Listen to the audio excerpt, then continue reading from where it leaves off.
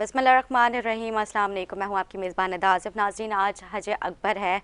अल्लाह के करम से हमें आज इतना बड़ा दिन नसीब हुआ। इतने मुसलमान अल्लाह के हुजूर, अल्लाह के घर जो है हज की अदायगी में मसरूफ़ हैं। आज़मीन हज मैदान अरफ़ात में जो है रवाना होकर हज खुतबा जो है सुनेंगे। इसी हवाले से हम प्रोग्राम में गुफ्तगू करेंगे। हज जो है उसकी क्या जो है सारी चीज़ें होती हैं, क्या क्या चीज़ें फॉलो करनी होती हैं, हज अकबर से क्या मुराद है, ये सारी चीज़ें, और कुर्बानी के क्या फ़राइज़ हैं, किन लोगों पे कुर्बानी वाजिब है और किन पे नहीं है, क्या क्या सुन्नतें हैं। काफ़ी लोग कहते हैं कि जो है जो कुर्बानी है वो फ़र्ज़ है, लेकिन कुछ लोग कहते हैं कि कुर्बानी सुन्नत है। तो ये जो एक डिफरेंस है, कन्फ्यूजन है, मैं चाहती हूँ कि इसको हम क्लियर करें। हज से भी रिलेटेड गुफ्तगू करते रहेंगे। स्टूडियो से हमें ज्वाइन किया है, हमारे साथ मौजूद हैं मौलाना मुदस्सिर थानवी साहब। मैं खुशामदीद कहूँगी आपको। हमारे साथ मौजूद है मेंबर जाफरी अलायंस पाकिस्तान अल्लामा सज्जाद शब्बीर साहब। मैं खुशामदीद कहूँगी, आप खैरियत से? सर, पहले तो मैं आपसे स्टार्ट करना चाहूँगी। आज माशाल्लाह दुनिया भर के मुसलमान जो है सऊदी अरब में हज की अदायगी में मसरूफ़ हैं। क्या बारीकियाँ होती हैं हज से रिलेटेड, आप इसको वाज़ेह कीजिएगा। बिस्मिल्लाहिर्रहमानिर्रहीम। अल्हम्दुलिल्लाहि व कफ़ा व सलामुन अला इबादिहिल्लज़ीना इस्तफ़ा, अम्मा बाद। आज अल्हम्दुलिल्लाह हज का दिन है और हज अकबर है। और हज अकबर से आपने कहा कि क्या मुराद होती है। हज अकबर उसको कहते हैं जो जुमा के दिन हज कहलाया जाता है, क्योंकि जुमा को अल्लाह ताला ने तमाम दिनों में अफजल दिन करार दिया है। बेशक। तो जुमा के दिन जो भी दिन तारीख़ हो या जो भी चीज़ हो तो वो अफजल हो जाती है। हर नमाज में जुमा की नमाज को अल्लाह ताला ने अफजल करार दिया। जुमातुल विदा को आपने अफजल करार दिया क्योंकि वह रमज़ान शरीफ का आखिरी जुमा होता है, इसलिए उसको अफजल करार दिया। अगर 10 मुहर्रम आपकी जुमा को आ जाए तो वो अफजल दिन करार दे दिया जाता है। तो हर चीज़ को अल्लाह ताला ने जुमा के साथ जो चीज़ मंजूब हो जाए वो अफजल हो जाती है। क्योंकि आज हज है, 50 लाख से ज़ायद लोग वहाँ पे इस वक्त आज़मीन हज मौजूद हैं अरफात के अंदर, जो आज रात को वहाँ से चलेंगे और इंशाअल्लाह मुज़दलिफ़ा पहुँच जाएंगे। कल कुर्बानी करेंगे तो उनका हज मुकम्मल हो जाएगा। तो आज हज अकबर की जो बात है वो इस वजह से है क्योंकि आज जुमा का दिन है और अल्लाह ताला ने जुमा की निस्बत से हज को हज अकबर कहा है। तो ये हज अकबर की वो है। ठीक है जी। जी सज्जाद साहब, हज अकबर जो है उसकी फ़जीलत के हवाले से हम बात करें, उसकी कितनी फ़जीलत है, और जो लोग हज में नहीं शामिल हो सकते हैं उनको कितना इसका जो है सवाब मिलता है? क्योंकि कुछ जो है लोग कहते हैं कि सुन्नतें होती हैं जो हम अगर नहीं जा सकते वहाँ पे, अल्लाह के घर नहीं जा सकते, तो हम वो रह के अपने यहीं पर ही रह के जो है वो सारी चीज़ें हम फॉलो करेंगे तो हमें उतना ही सवाब मिलता है। औज़ु बिल्लाहि मिनश्शैतानिर्रजीम। बिस्मिल्लाहिर्रहमानिर्रहीम। बहुत शुक्रिया निदा। जैसे कि मौलाना ने फरमाया कि आज हज और फिर जुम्मे की अफजलियत, तमाम दिनों का सरदार जुमा, और जुम्मे के दिन अगर हज आ जाए तो फिर उसकी फ़जीलत जो है वो बढ़ जाती है। यकीनन ये एक ऐसी यूनिटी ऑफ उम्मा है कि दुनिया में इतना इत्तेहाद उम्मत और कहीं नज़र नहीं आता जितना हज के मौके पे आता है। वहाँ न मसालिक की कोई क़ैद है, न नस्ल की कोई क़ैद है, न ज़बान की कोई क़ैद है। और फिर K21 की तवस्सुत से मैं ये भी पैगाम पहुँचाऊँ कि न कोई लिबास की कोई क़ैद है। यानी अगर कोई अरब पति भी है तो वही लिबास पहन रहा है, कोई गरीब है तो वो वही लिबास पहन रहा ये है। सबसे ज़्यादा खूबसूरती इसकी ये जी, है कि आप में इसमें कोई डिफरेंस नहीं है, कोई स्टेटस और ये कोई सारी अरबी चीज़ें। है तो वही लिबास पहन रहा है और कोई अजमी है तो वो लिबास अपना पहन रहा है। देखें, दुनिया के जितने ममालिक हैं सबके अपने अपने फ्लैग्स हैं, सबके अपने अपने तराने हैं, सबका अपने अपने बाय लॉज हैं, सबके अपने अपने कवानीन हैं। मगर हज के मुकाम पे जब उम्मा एक साथ चलते हैं तो फिर एक ही उनके ज़बान पे अल्फाज होता है, लब्बैक अल्लाहुम्मा लब्बैक, हाजिर हूँ ए अल्लाह, मैं हाजिर हूँ तेरी बारगाह में, लब्बैक। और ये जब सदा बुलंद होती है तो इससे पता चलता है कि अल्लाह चाहता है कि हम फ़िरक़ों की, ज़बानों की, नस्लों की इस अज़ाब से जो है बाहर आके उम्मा के लिए जो है वो काम करें। और यही हज का फ़लसफ़ा, मैंने पहले भी कहा था कि दो ही मुकामात ऐसे हैं जहाँ उम्मा की यूनिटी आपको ऐसी नज़र आएगी।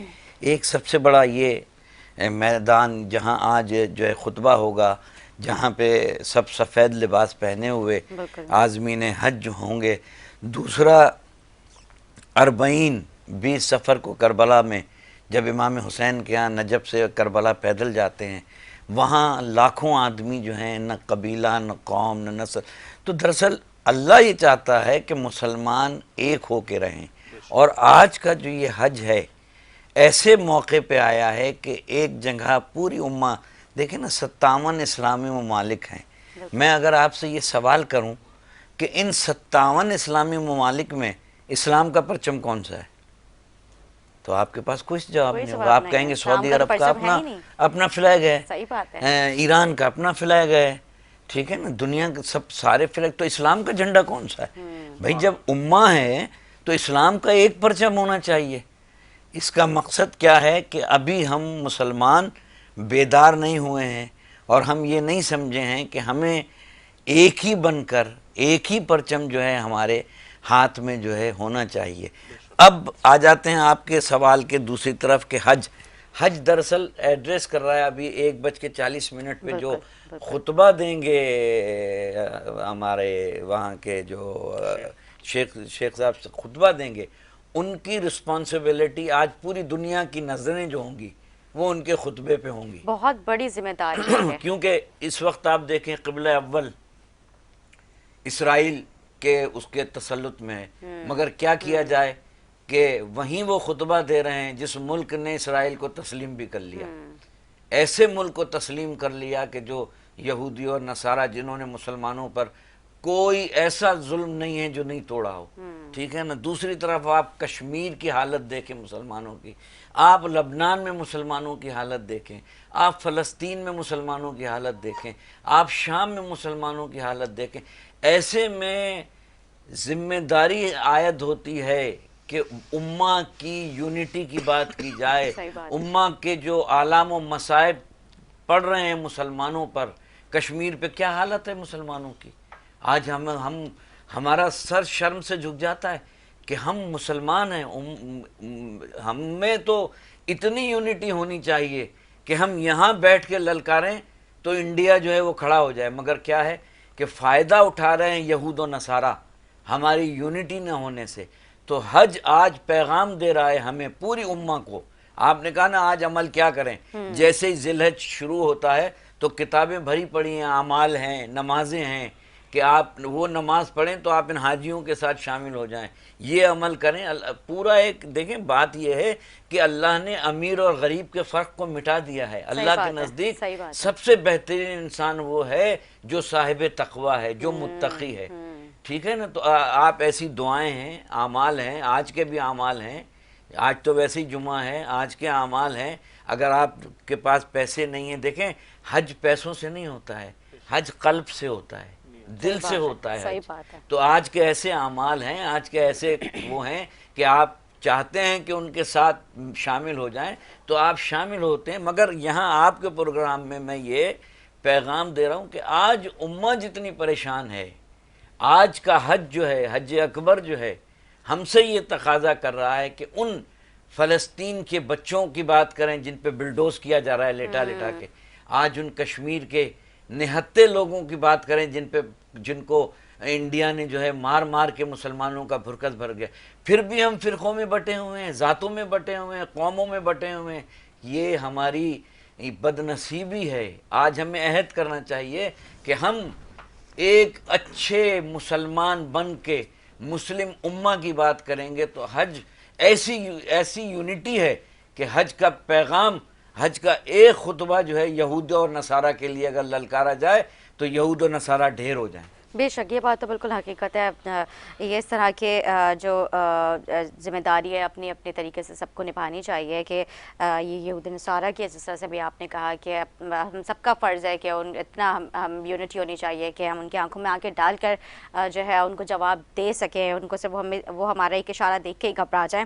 اور بالکل ایسے ہی ہے جب سارے مسلمان ایک جگہ پہ اکٹھے ہوتے ہیں تو واقعی ان میں خوف طاری ہو جاتا ہے کہ اب یہ پھر سے اکٹھے ہو، جیسے ہمارے اس طرح کے اوکیجنز آتے ہیں، عید آتے ہیں، بقرہ عید آتی ہے، حج آتا ہے، اس طرح کے ہمارے جو اسلامک تہوار آتے ہیں، اوکیجنز آتے ہیں، تو اس میں ان کو یہ ہوتا ہے کہ دیکھو آپ پھر سے یہ لوگ اکٹھے ہو گئے. تو ہمارے بیچ میں کوئی فلیگ نہیں ہے، اسلام کا واقعی کوئی فلیگ نہیں ہے. بہت خوبصورت بات کی ہے شبیر صاحب نے.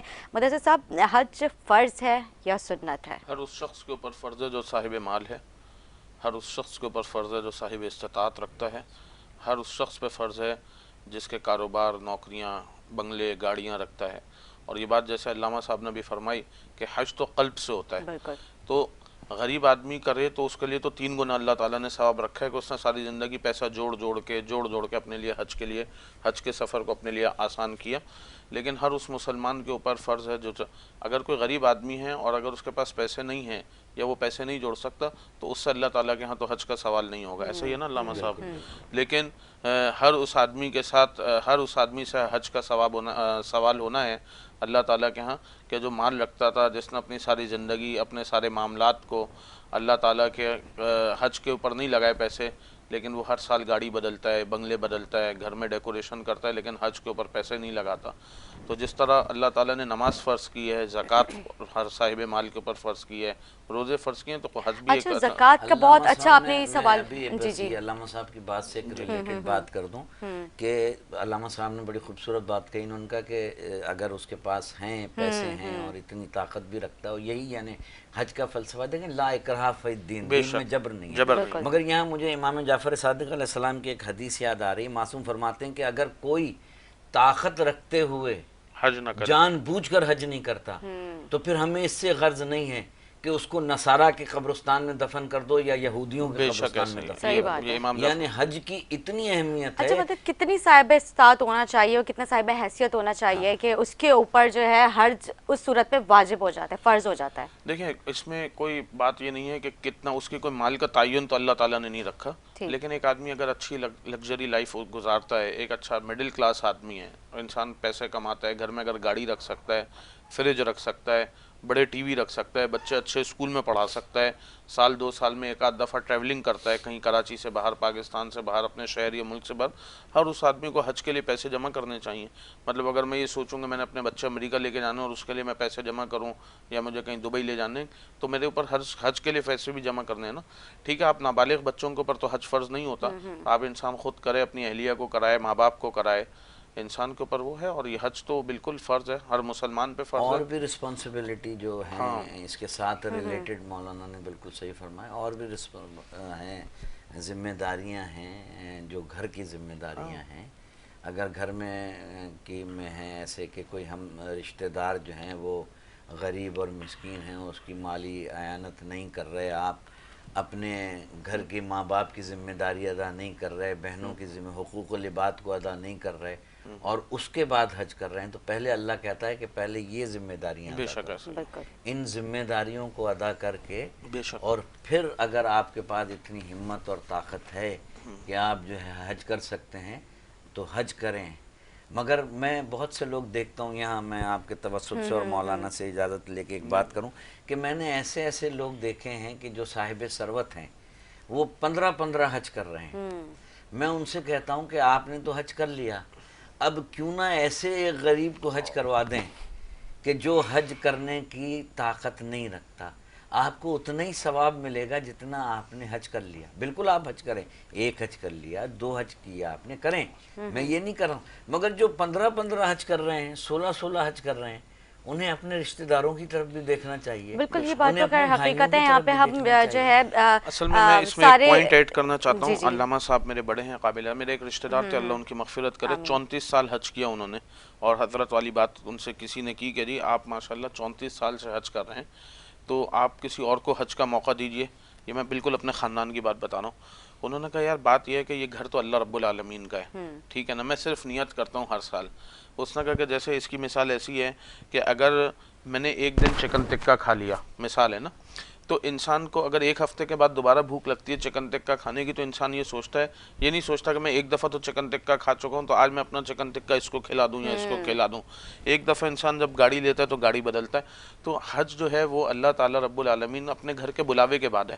اب اگر مجھے علامہ صاحب اپنے گھر پہ دعوت دے رہے ہیں، ہر سال دے رہے ہیں، محرم میں بھی دے رہے ہیں، سفر میں بھی دے رہے ہیں، پھر ہر سال دے رہے ہیں، تو پھر میں یہ نہیں سوچتا ہوں کہ یار اس سال پچھلے سال تو میں علامہ صاحب کی دعوت کھا کر آ گیا تو اس سال میں آپ کو بھیج دوں یا اپنے کسی بہن بھائی کو بھیج دوں، کیونکہ علامہ صاحب نے مجھے اپنے گھر کے لیے منتخب کیا ہے نا کہ بھائی مدثر تھانوی صاحب آپ میرے گھر دعوت پہ آ جائیں.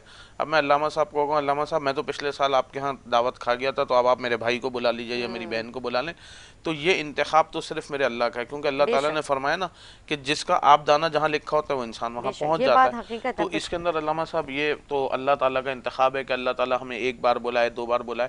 بات تو انسان کی نیت یہ ہو کہ انسان اپنے رشتہ داروں پہ، معاملات پہ پیسہ خرچ کرے، اپنے لیکن احوال ویسے والوں سر پہ. یہاں پہ علامہ صاحب کی بات بالکل درست ہے کہ یہاں پہ ہم لوگ ویسے تو سارے فرائض، ساری سنتیں ہم لوگ ادا کر رہے ہوتے ہیں، لیکن ہم لوگ حقوق العباد بھول جاتے ہیں. بالکل انہوں نے 100% بات جو ہے وہ صحیح کی، مگر دیکھیں بات یہ ہوتی ہے کہ ایک ہے عبادت اور ایک ہے عادت.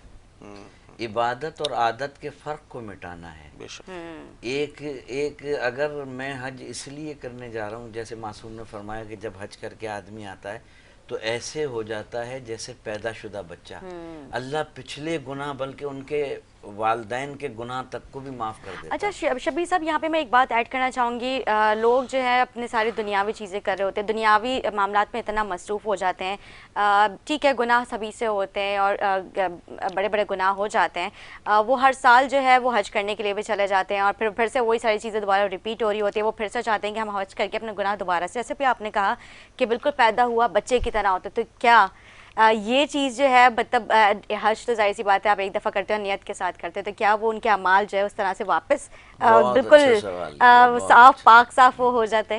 یہ وہ والی بات ہے نا کہ عادی مجرم جو ہوتا ہے نا، جسے عادی مجرم کہتے ہیں، وہ صبح کو توبہ کرتا ہے اور شام کو پھر وہی کام کر لیتا ہے، اور پھر اس کے لیے اس کے پاس آرگومنٹ بھی بہت سارے ہوتے ہیں.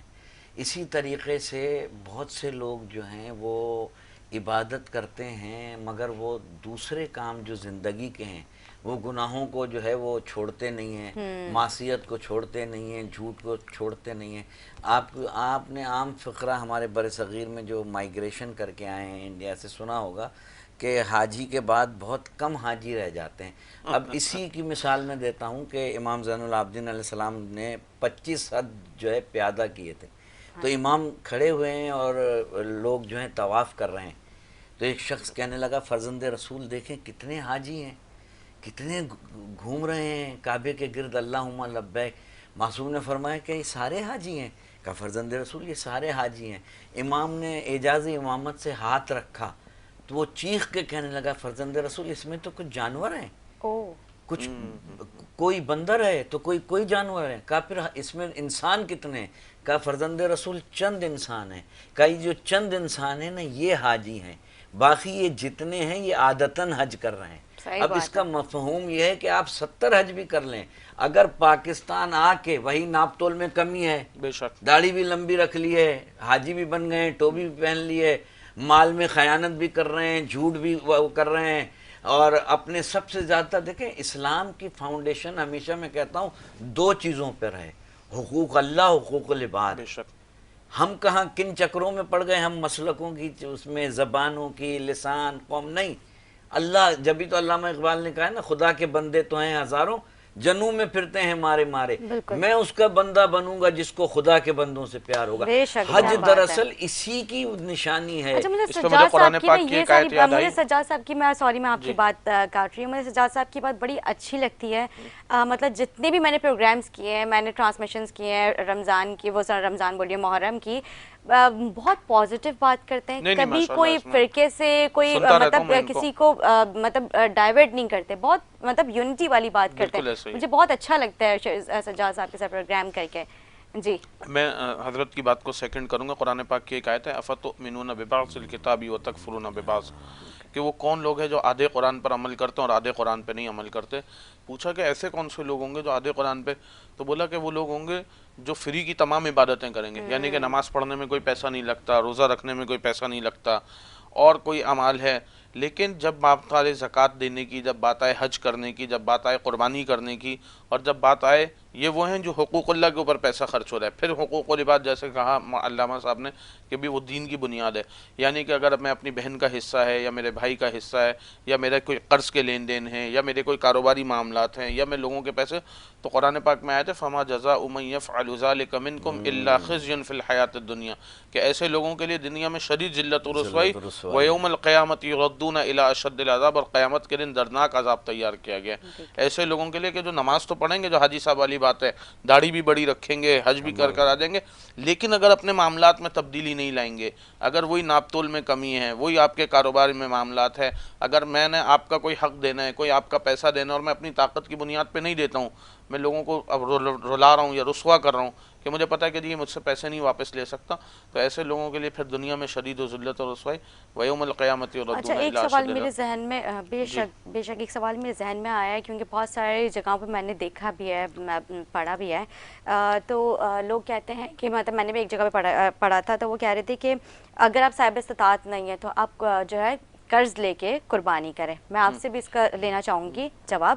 پہلے مدثر صاحب سے، اگر وہ بندہ پہلے سے ہی قرض میں ڈوبا ہوا ہے اور وہ پھر سے قرض لے کے قربانی کرے تو کیا وہ قربانی اس کی قبول ہوگی؟ دو باتیں ہیں اس میں، میں آپ کو پہلے اور بتاؤں گا. اتنا صاحب استطاعت نہیں ہے. دیکھیں، جو صاحب استطاعت نہیں ہے اس کے اوپر قربانی نہیں ہے. قربانی اس شخص کے اوپر واجب ہے جس کے اوپر زکوٰۃ واجب ہے. پہلے تو آپ یہ بات سمجھ لیجئے. اب اگر ایک آدمی ہے، میں اور علامہ صاحب ایک حیثیت رکھتے ہیں، اگر ہمارے پاس فی الوقت پیسے نہیں ہیں لیکن باہر 50 لاکھ کی گاڑی کھڑی ہے، 1 کروڑ کی گاڑی کھڑی ہے، تو پھر تو ہم جیسے آدمی کو کوئی 10-20 ہزار روپے کا حصہ کرنا چاہیے پیسے کر کے. ایسا ہی نا علامہ صاحب؟ ایک آدمی ہے جس کی حیثیت ہی نہیں ہے، اس کے اوپر تو قرض کر کے قربانی کرنا نہیں ہے، لیکن ایک آدمی ہوتا ہے بھائی شارٹ فال آف منی ہے، بھائی آج نہیں ہے پیسے، کبھی جیب میں 2 لاکھ روپے ہیں، کبھی جیب میں 5,000 بھی نہیں ہے. ایک تو وہ آدمی ہوتے ہیں، اس کی حیثیت کی بات ہوتی ہے. اس کے اوپر تو یہ ہے کہ وہ کسی بھی طریقے سے قربانی کرے جس کے پاس گھر میں زائد مال رکھا ہوا ہے. بھائی 3 لاکھ روپے کا ٹی وی لگایا ہوا ہے اور 5-5 لاکھ روپے کے آپ نے ہوم اپلائنسز رکھے ہوئے ہیں. اب آپ قربانی سے پہلے ساری چیزوں کے اوپر آپ خرچہ کر دیں، گاڑی بدل لیں، یہ کر لیں، اور اس کے بعد کہیں قربانی کے وقت میں میرے اوپر پیسے نہیں ہیں اب کیونکہ میں وہ ہو گیا. ایک تو یہ بات ہو گئی. دوسری بات ہے قرض کس قسم کا. ایک تو وہ قرض ہے جو کاروبار میں، وہ تو ہر وقت رولنگ میں چل رہا ہے. اب میرا تو دکان والے پہ قرض ہے، دودھ والے پہ قرض ہے، اخبار والے پہ قرض ہے، فلانے پہ قرض ہے، تو میں کہوں گا جی میں تو قربانی نہیں کر سکتا. کیوں؟ کیونکہ میرے اوپر تو قرض ہے. اس قرض کو نہیں ہوتا. ایک وہ ہوتا ہے جب قرض تلے آپ دب جائیں، جب پھر آپ کے گھر میں کھانے کو بھی پیسہ نہ ہو، آپ ایسے قرض کے اوپر ہیں. لوگ کہتے ہیں میرے اوپر تو ان کا قرض ہے 2 لاکھ روپے. بھائی وہ 2 لاکھ روپے تو اس لیے ہے نا کہ تم نے گھر کے اندر 50 لاکھ روپے کا سامان رکھ لیا. اچھا، قرض کی بھی ہم وہ دیکھیں گے کہ کتنا ایک قرض قرض برائے ہے. مرض ہے اور ایک قرض کی طرح ہوتا ہے. کیونکہ اگر لاکھوں میں ہے تو اس کا مطلب وہ صاحب استطاعت، اور اگر ہزاروں میں تو ٹھیک ہے، صحیح ہے، اس کی گنجائش ہے دین میں. کر دی. ویسے ہمارے ہاں تواتر سے یہ احادیث ملتی ہیں. امام جعفر صادق نے فرمایا کہ اگر قربانی کے لیے پیسے نہیں ہیں تو قرض لے کے کرو، اور چاہے وہ اس کا قرض لو، اس کے ادائیگی کے ذمہ دار ہمیں. اب یہ اس کو علم رجال کی روشنی میں یہ ایک الگ بحث ہے.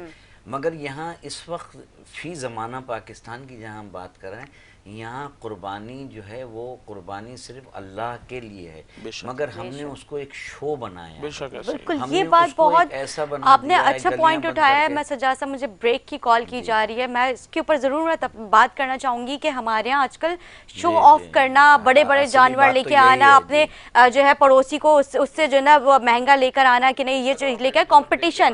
بالکل، میں آپ دونوں سے اس کا جواب لوں گی. یہ ہمارے کمپٹیشن کی دوڑ میں جو لوگ اتنا آگے نکل چکے ہیں، ویسے تو اپنے پڑوسی کو دیکھتے نہیں کہ اس کے گھر میں کیا ہے، وہ کس وقت کی جو ہے وہ روٹی کھا رہا ہے، کیا اس کے گھر میں جو ہے بچے اس کے سکون سے، یہ چیزیں نہیں دیکھی جاتی. لیکن جب یہ ٹائم آتا ہے تو اس میں کمپٹیشن کی دوڑ لگ جاتی ہے. ایک چھوٹا سا بریک لیتے ہیں، بریک کے بعد گفتگو کا سلسلہ جاری رکھیں گے. ہمارے ساتھ رہیں.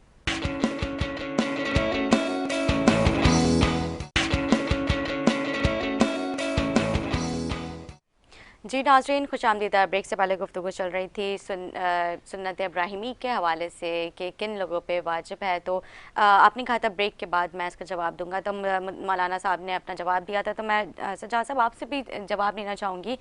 کیا باریکیاں ہیں، کس طرح سے جو ہے دین میں ان ساری چیزوں کو جو ہے دیکھا جاتا ہے؟ جی دیکھیں، قربانی جو ہے وہ خالصتاً اللہ کے لیے ہے، اور اس کے بعد جو ہے اس کے اللہ نے حصے متعین کر دیے ہیں کہ رشتہ داروں کا حصہ، غربا کا حصہ، مساکین کا حصہ، ٹھیک ہے نا، مگر ہوتا یہ ہے کہ ہم جو ہے اس کو قربانی کو ایک مقابلے کی طرف جو ہے کنورٹ کر دیتے ہیں کہ برابر والا جو ہے اگر 55 لاکھ کا جانور لایا ہے تو میں 70 لاکھ کا لاؤں گا، پھر اس کو دکھاوے کے لیے روڈوں پہ ہم اس کو لے کے جو ہے اس کو گھوم رہے ہیں، اور راستے پورے مجھے یہ سمجھ میں نہیں آتا کہ مسلمانوں کی سوچ کہاں پہنچی ہے۔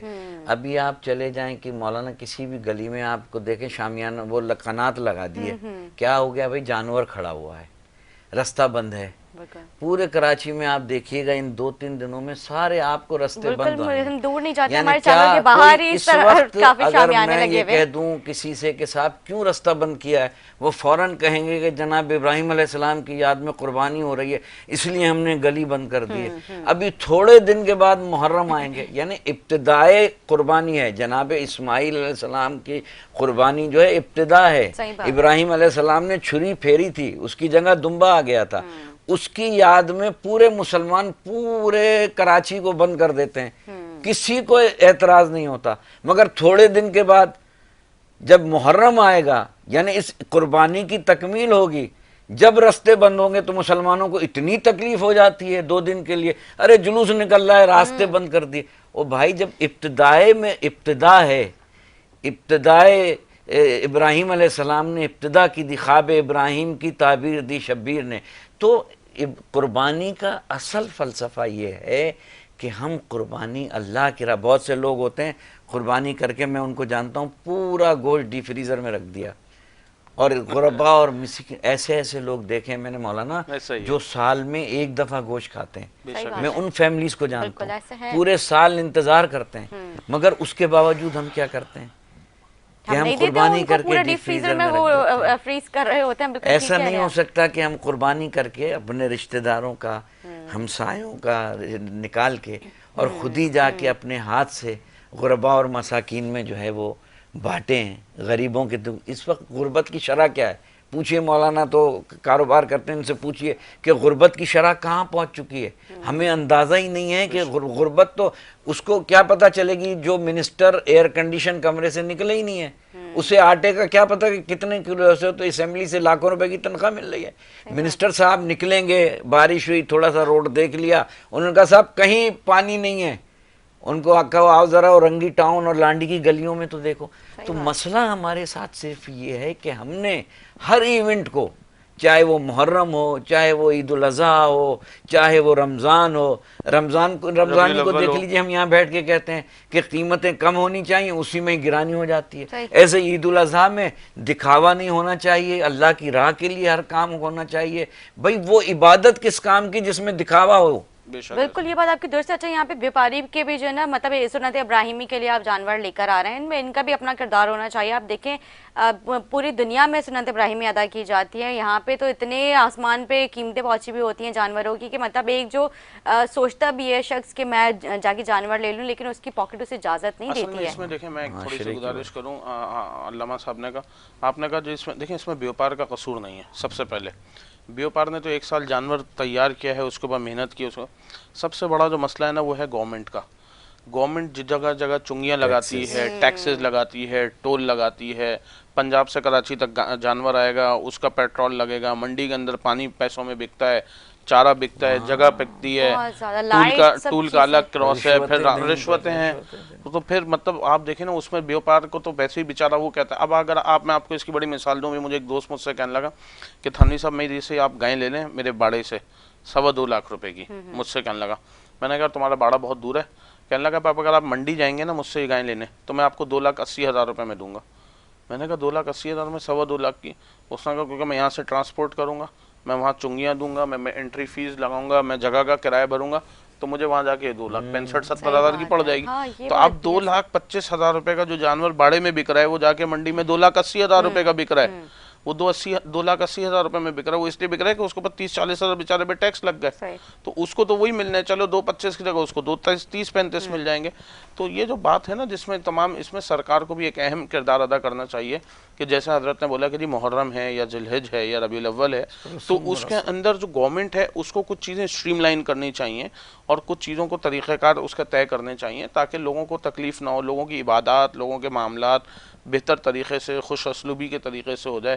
یہ بات صحیح کہہ رہے ہیں کہ بھائی اگر کوئی جو لوگ جگہ جگہ یہ رستے بند کرتے ہیں کہ جی ابھی گائیں بند نہیں ہے، یہ نہیں ہے، بھائی جانوروں کو اپنے اپنے گھروں کے اندر کھڑا کیجئے، بلڈنگوں کے اندر ایک جگہ شامیانہ لگا۔ آپ دیکھیں نا، میں دبئی میں دیکھیں، سعودی عرب میں دیکھیں، ایران میں یہ ہمارے دیکھیں، پاکستان کے مسلمان ہی کچھ ذرا ایکسٹرا مسلمان بننا شیلٹر چاہتے ہاؤس ہیں، میں بس اور جائیں کچھ قربانی نہیں۔ کریں، وہیں قربانی باہر اجازت ہی نہیں ہے دوسرے ملکوں میں قربانی کرنے کی۔ 57 اسلامی ممالک ہیں پوری دنیا سلاٹر میں، ہاؤس بنائے ہوئے ہیں، وہاں پہ ان کا جانور آتا ہے، 57 وہاں پہ اسلامی ممالک ہیں پوری دنیا میں، پاکستان سے زیادہ مسلمان کوئی نہیں ہے کسی بھی معاملے کے اندر، آپ سمجھ لیں۔ اور دوسری طرف یہ دیکھیں اصلی قربانی کا فلسفہ ہے کیا؟ اصلی قربانی یعنی ایک یقین کی منزل ہے کہ ایک نبی اپنے بیٹے کو، وہ بھی نبی، اور لے جا رہے ہیں، خواب اللہ میں کی راہ دیکھا میں ہے قربان کر کہ میں اپنے بیٹے کو قربان کر رہا ہوں، تو کیا کہا بیٹے نے کہ بابا آپ مجھے شاکر پائیں گے، اور پھر آنکھوں پہ پٹی باندھتے ہیں۔ یعنی ہمیں مسلمانوں کو اس پورے واقعے میں سبق ملتا ہے یقین کا، سبق ملتا ہے استقامت کا، سبق ملتا ہے اخلاقیات کا، اور سب سے بڑا سبق ملتا ہے کہ اللہ کی رضا پہ راضی رہنے کا۔ یعنی جناب ابراہیم علیہ السلام معصوم تھے، اللہ کے نبی تھے، انہی کی تو شریعت ہے جناب ابراہیم علیہ السلام کی، سرکار دو عالم صلی اللہ علیہ وسلم بھی انہی کی ذریت میں سے ہی ہیں، اتنے بڑے اللہ کے نبی تھے، اور خواب کو انہوں نے پائے تکمیل تک پہنچایا۔ ہم مسلمانوں کو یہ سبق ہے آج کے دن کا، یہ جو خطبہ بھی ہوگا ابھی حج کا، اور سارے مسلمان حج کریں گے، اس کا بیسک تھیوری اور تھیم یہ ہے کہ اللہ کی رضا پہ صابر اور شاکر رہنے کا نام عید الاضحیٰ ہے۔ اللہ کی رضا پہ دکھاوے کا نام نہیں، دنیا داری کا نام نہیں۔ اور پھر اسلام نے ایک بڑی پیاری چیز دی ہے کہ ہر خوشی میں اور ہر غم میں غربا اور مساکین کو یاد رکھا ہے، چاہے رمضان ہو، چاہے شعبان ہو، چاہے یہ عید قرباں ہو، کہیں نہ کسی حوالے سے غربا اور مساکین کو اللہ نے ان کا حصہ دیا ہے۔ رمضان میں فطرے کے طور پہ، زکوٰۃ، خمس، ٹھیک ہے نا، عید قرباں اس پہ گوشت جن کو نہیں ملتا کھانے کو ان کو، مگر تھوڑا سا یہاں مسلمان اپنے قلب کو وسیع کرے، دوسروں کے لیے بھی سوچیں، اپنے لیے سوچتے رہیں گے تو یہ دنیا تو 4 دن کی ختم ہو جائے گی۔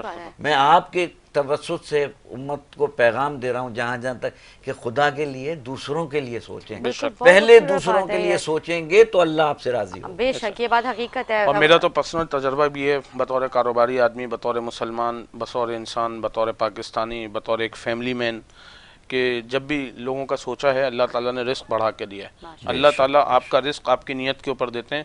محنت، تعلیم، آپ سے بہت زیادہ لوگ تعلیم یافتہ ہوتے ہیں، بہت زیادہ لوگ آپ سے محنت کرتے ہیں۔ ہر انسان کو اللہ وہ رزق نہیں دیتا، یہ اس کا انتخاب ہوتا ہے، کس کو اللہ امیر ماں کے پیٹ میں اتارے، کس کو غریب ماں کے پیٹ سے اللہ تعالیٰ اتارے۔ یہ تو انسان نصیب لے کے پیدا ہوتا ہے۔ اس کے بعد انسان کی جو چیزوں پہ رزق اللہ کا دار و مدار رکھتے ہیں، ایک نصیب پہ، دوسرا نیت کے اوپر، ٹھیک ہے نا۔ آپ دیکھیں کہ آپ سے کم تعلیم یافتہ آج دنیا میں کہیں ترقیاں کر کے بیٹھے ہوئے، اور آپ 4 ڈگریاں لے کے بھی انسان کوئی کام نہیں کر پاتا۔ تو یہ جو رزق کا، جیسے علامہ صاحب نے فرمایا کہ جو میں نے آپ کو اس قرآن پاک کی آیت کا ریفرنس، ہمیشہ انسان سوچے۔ اور میرا بھی تمام لوگوں کو یہ پیغام ہے کہ اگر آپ 100 روپے کماتے ہیں نا، اپنے 100 روپے، آپ اس میں 100 روپے میں 50 نہیں دے سکتے تو 5 روپے آپ نے اللہ کے راستے میں ضرور لگانا ہے۔ 5 روپے میں اپنے ڈرائیور گارڈ کو بھی بولتا ہوں کہ بھائی اگر تمہاری 30,000 تنخواہ ہے یا 25,000 تنخواہ ہے تو تم کسی کو ایک وقت کی بریانی کھلاؤ 150 روپے کی، تم اس کو 10,000 نہیں دے سکتے۔ یہ نہیں سمجھو کہ میں غریب ہوں تو میرے اوپر کوئی چیز فرض واجب نہیں ہے، صرف سیٹھوں پہ واجب ہے، نہیں، تم 1 پلیٹ بریانی کھلاؤ، 2 پلیٹ کھلاؤ، مہینے میں 30 دن ہے، 1 پلیٹ 150 200 روپے کی بریانی کوئی بھی نہیں کھلا۔ لوگوں تک خیر بانٹنا ہر آدمی کو، ہر مسلمان کو پر وہ ہے۔ ہم تو صدقہ، خیرات، زکوٰۃ ساری چیزوں کو مانتے ہیں نا، ہم تو یہ تو کفار بھی کرتے ہیں، دنیا کے دوسرے مذاہب بھی کرتے ہیں، ہم سے زیادہ کر رہے ہیں، ہم سے زیادہ کر اگر رہے ہیں۔ آپ یہ دیکھیں، آپ یہ بات ندا آپ کے پروگرام کے توسط سے بہت سارے لوگ سن رہے ہوں گے کہ آج دیکھیں کہ جو اس وقت خطبہ سن رہے ہیں، جو نماز پڑھیں گے، آج وہاں کوئی کیوں نہیں کہہ رہا ہے کہ میرے ہاتھ کھلے ہوئے ہیں، میرے ہاتھ بندھے ہوئے ہیں، میں رفع دین کر رہا ہوں، ٹھیک ہے نا. آج کیوں فرقوں کی باتیں نہیں ہو رہی ہیں, واقعی کیوں قوموں کی باتیں نہیں ہو رہی ہیں, کیوں صرف زبانوں عبادت کی جا رہی ہے, اللہ کے گھر یہاں اللہ کی آ عبادت کے کی جا رہی ہے. جیسے ہی ایئرپورٹ پہ اتریں گے کوئی شیعہ بن جاتا ہے, کوئی سنی بن جاتا ہے, کوئی دیوبندی بن جاتا ہے, کوئی اہل حدیث بن جاتا ہے. وہاں سب ایک ہی صف میں کھڑے ہو گئے محمود و ایاز, نہ کوئی بندہ رہا اور نہ کوئی کیا بندہ بات, نہ. کیا یعنی بات. اللہ کیا چاہتا ہے اب یہاں اینڈ پہ یہ طے ہو گیا کہ اللہ چاہتا ہے کہ میرے نزدیک امتی بنو, اللہ کے بے امتی شک. بنو, اچھی امت بن جاؤ, مسلمان بن جاؤ, نیک بن جاؤ, اللہ کے بندوں سے. دیکھیں اسلام نام ہی صرف ایک چیز کا ہے وَاعْتَصِمُوا کہ بِحَبْلِ خدا کے اللَّهِ بندوں سے جَمِيعًا پیار وَلَا کرو. شک. ہم قرآن کی آیت تو پڑھ دیتے ہیں کہ وَاعْتَصِمُوا بِحَبْلِ اللَّهِ جَمِيعًا وَلَا تَفَرَّقُوا, مگر آج تک ہم نے اللہ کی عمل رسی نہیں کو کیا, تھاما صحیح بات نہیں. ہے. جیسے ہی کراچی ایئرپورٹ پہ آئیں گے ساری شیعہ کوئی بن جائے گا, کوئی سنی بن جائے گا. اللہ کہہ رہا ہے نہیں, اللہ کے بندے پہلے اللہ کے بندے تو بنو. یہ تو ہماری پہچان ہے, یہ لڑنے کے لیے نہیں ہے کہ کوئی شیعہ ہے کوئی سنی ہے کوئی. اللہ کہہ رہا ہے یہ تمہاری پہچان ہے. ایک بندے نے مجھ سے پوچھا کہ اللہ تعالیٰ نے فرمایا کہ اللہ کے رسول سرکار دو عالم صلی اللہ علیہ وسلم نے فرمایا کہ کون سا فرقہ جو ہے وہ جنت میں جائے گا, کوئی ایک فرقہ جنت میں جائے گا. تو یہاں تو اتنے سارے فرقے ہیں, تو آپ بتائیے کون سا جائے گا, کہ مطلب دیوبندی جائیں گے, بریلوی جائیں گے, شیعہ جائیں گے, اہل حدیث جائیں گے. میں نے کہا نہیں کوئی بھی نہیں جائے گا. تو کہتے پھر کون جائے گا؟ میں نے کہا جو حق پہ ہوگا وہ جائے گا. بے شک, کیا بات ہے. جو وہ سورہ اتنا چھوٹا سا جواب, میں نے کہا جو حق پہ ہوگا وہ جائے گا, اور جو متقی ہوگا وہ جائے گا. اب متقی شیعوں میں سے بھی نکلیں گے, دیوبندیوں میں سے بھی نکلیں گے, بریلیوں میں سے نکلیں گے, ہر چیز میں سے نکلیں گے. ایسا نہیں ہے کہ ایک فرقہ جو ہے وہ ساری زندگی نیکی عمل کرتا رہے اور وہ صرف فرقے کی بنیاد پہ جنت میں نہ جائے, یہ تو نہیں ہو سکتا. تو میں نے کہا اللہ جمع کریں گے لوگوں کو, اللہ تعالیٰ سے اللہ جمع کریں گے. بھائی علامہ صاحب کا بہت کردار ہے, علامہ صاحب کے مسلک میں ہر آدمی کا وہ کردار نہیں ہے, میرے مسلک میں کسی کا وہ کردار ہے متقی ہے اور میرا وہ کردار نہیں ہے. تو اللہ تعالیٰ ہر فرقوں میں سے ایک اپنا فرقہ بنائیں گے. اللہ تعالیٰ ایک ایسا اللہ تعالیٰ وہ بنائیں گے جس میں اللہ دیکھیں گے بھائی کس کس نے حق پہ کھڑا تھا اور کس کس نے نیک اعمال کیے, کس نے تقوی اختیار کیا, کس نے قول اللہ اور قول رسول صلی اللہ علیہ وسلم کی بات کی. ان لوگوں کو اللہ تعالیٰ جنت میں داخل فرمائیں گے. کہ بھائی یہ ان کا پھر ایک وہ اس طریقے سے ہوتا ہے. صحیح ہے, ایسا نہیں ہے کہ ایسا نہیں ہے کہ میں کہوں جی میں تو فلاں مسلک سے ہوں, میں زنا بھی کرتا رہوں, میں شراب بھی پیتا رہوں, میں سود بھی کھاتا رہوں, میں لوگوں کا حق بھی مارتا رہوں, میں قتل و غارت بھی کری بھی کرتا رہوں, اور میں مسلک کی بنیاد پہ جنت میں چلا جاؤں گا. یہ نہیں ہو سکتا. جنت کا جو مسلک ہے نا, اس مسلک کا نام ہے تقوی. تقوی جس کا مسلک ہے وہی جنت کا حامی ہے. بے شک. بس آج کے حوالے سے آخری بات یہ کہہ دوں گا کہ ہم یہ چاہتے ہیں کہ آج کے خطبہ حج میں جو ہیں وہ شیخ صاحب جو ہیں وہ امہ کی بات کریں, فلسطین کی بات کریں, اور خاص طور پہ کشمیر کی بات کریں, اور ہر اس مسلمان کی بات کریں جو آلام و مصائب میں. اس وقت امت مسلمہ تمام آلام و مصائب کا شکار ہے. آپ کے چینل کے توسط سے ہمارا یہ مطالبہ ہے, ہماری یہ گزارش ہے ان سے کہ آج خاص طور پہ فلسطین میں جو کچھ مسلمانوں پہ ہمارا قبلہ اول جو ہے یہودیوں کے قبضے میں, آج امت مسلمہ کی بات ہونی چاہیے, یونٹی کی بات ہونی چاہیے, اور ایک ایسا میسج جانا چاہیے حج کے موقع پہ کہ یہود و نصارہ کو یہ پتہ چلے کہ مسلمان اور مسلمانوں کے جتنے ممالک ہیں آپس میں وہ ایک ہیں, اور ایک آواز یہ گونجے کہ جتنے بھی مسلمان پریشانی میں ہیں ان کی پریشانی میں ہم سب مسلمان ان کے ساتھ. بالکل. میں آخری سوال آپ دونوں سے کرنا چاہوں گی کہ مرحومین کی جو قربانی ہوتی ہے ان کا کیا طریقہ کار ہوتا ہے؟ علامہ صاحب آپ دیگر, پھر مدثر صاحب آپ. ہاں جی, فقہ جعفریہ میں یہ ہے کہ آپ مرحومین کے نام سے جو ہے قربانی کرنا چاہیں تو آپ جو ہے وہ کر سکتے ہیں. جیسے میرے والد نہیں ہیں تو میں والد کے نام سے قربانی کر لوں, والدہ کے نام سے قربانی کر لوں. ہمارے فقہ میں یہ قربانی کی جا سکتی ہے. اس کو پر تو سارے فقہ ایک ہی اس پر ہیں, اس میں کوئی اختلاف نہیں ہے. میں بھی, میرے والد مرحوم نہیں ہیں, میں ان کی طرف سے بھی کرتا ہوں. میں تو اللہ کے رسول سرکار دو عالم صلی اللہ علیہ وسلم کے طرف سے بھی قربانی کرتا ہوں, کیونکہ اللہ کے رسول کا حکم ہے کہ اگر تم حیثیت رکھتے ہو تو ایک حصہ اللہ کے, کیونکہ امتی تو نبی کے ہیں نا. اگر میں اپنے باپ کا بیٹا ہوں تو امتی تو پہلے رسول کا ہوں. تو میں آپ کریں بالکل. اس میں آپ چھوٹے بچوں کا کرنا چاہتے ہیں اپنے گھر میں, اگر آپ ان کو اوپر اور اخراجات کر رہے ہیں, ان کے لیے گھر گاڑی اور ان کے لیے لے رہے ہیں, آج کل تو لوگ کتے بلی لے رہے ہیں بچوں کے لیے امپورٹڈ, تو اتنی کچھ لے رہے ہیں, تو آپ قربانی کرنے میں کیا ایک مسئلہ ہے بھائی؟